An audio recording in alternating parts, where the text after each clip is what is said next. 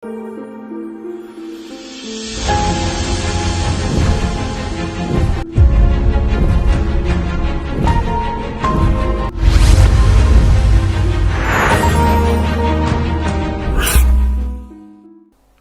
पहले बात कर लेते हैं देव कृपा प्राप्ति योग की। क्या आपको देवता की कृपा प्राप्त हो रही है? वैसे तो हम सबों के ऊपर परमात्मा की कृपा है, देवताओं की कृपा है, लेकिन जन्म कुंडली में विशेष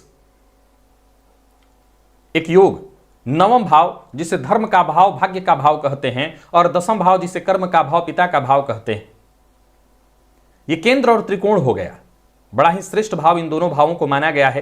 केंद्र को विष्णु और त्रिकोण को लक्ष्मी की संज्ञा दी गई है।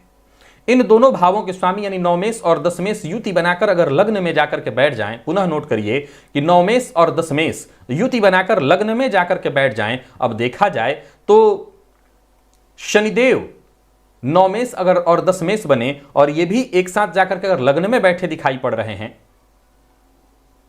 तो ऐसे जातकों के ऊपर विशेष देवताओं की कृपा है।